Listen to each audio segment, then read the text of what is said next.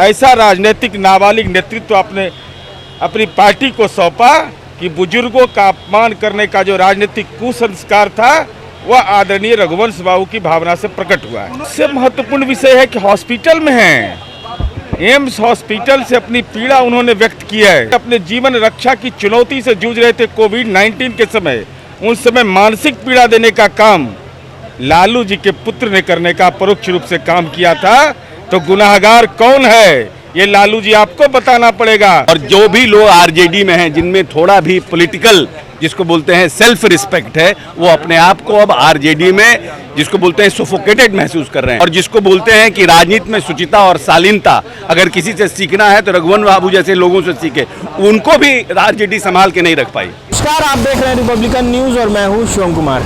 जिस तरह से राजद के सीनियर लीडर रघुवंश प्रसाद सिंह ने आज इस्तीफा दिया है, उसके बाद से बिहार की राजनीति में खलबली सी मच गई है।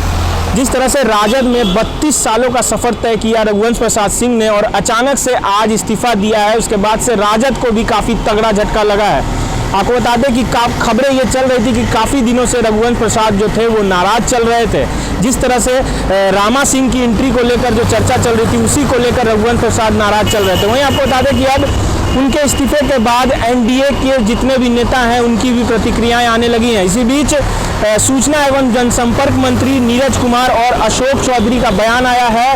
उन दोनों का सीधे तौर पे कहना है कि एक सीनियर लीडर की इज्जत वहां नहीं मिलती थी, यही कारण है कि रघुवंश प्रसाद सिंह ने इस्तीफा दिया है। तो आइए सुनते हैं और भी क्या कुछ कहना है मंत्री नीरज कुमार और अशोक चौधरी का। अपनी मानसिक पीड़ा का जो इजहार किया है और जननायक कर्पूरी ठाकुर के बाद जो 32 वर्षों तक अपनी सेवा की चर्चा की है और जिस भावना का प्रकटीकरण किया है, वह इस बात को प्रकट करता है कि जो राजनीति में नौ सामंत के रूप में जिस पृष्ठभूमि के लोग से माननीय रघुवंश बाबू के राजनीतिक जीवन को चुनौती दे रहे थे, एहसास हुआ होगा माननीय लालू प्रसाद जी कि जेल खाने के अंदर रहने पर आपके दल के आपके सहयोगी उम्र में बड़े ऐसा राजनीतिक नाबालिग नेतृत्व आपने अपनी पार्टी को सौंपा कि बुजुर्गों का अपमान करने का जो राजनीतिक कुसंस्कार था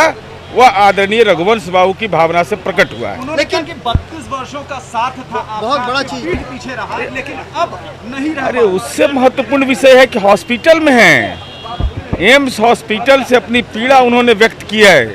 ये मनः पीड़ा, कोई अपने जीवन रक्षा की चुनौती से जूझ रहे थे कोविड-19 के समय, उस समय मानसिक पीड़ा देने का काम लालू जी के पुत्र ने करने का परोक्ष रूप से काम किया था। तो गुनाहगार कौन है ये लालू जी आपको बताना पड़ेगा।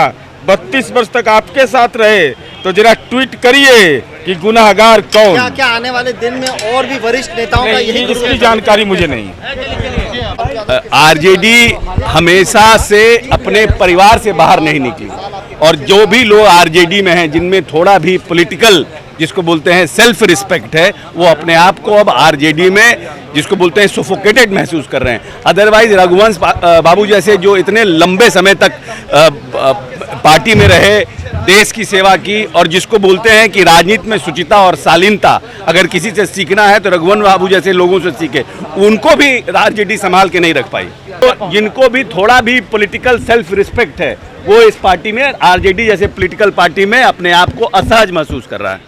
रिपब्लिकन न्यूज से जुड़ने के लिए सब्सक्राइब बटन दबाकर चैनल को सब्सक्राइब करें। नोटिफिकेशन प्राप्त करने के लिए यहाँ बेल को दबाएं। वीडियो अच्छा लगे तो लाइक करें और दोस्तों के साथ शेयर करना ना भूलें।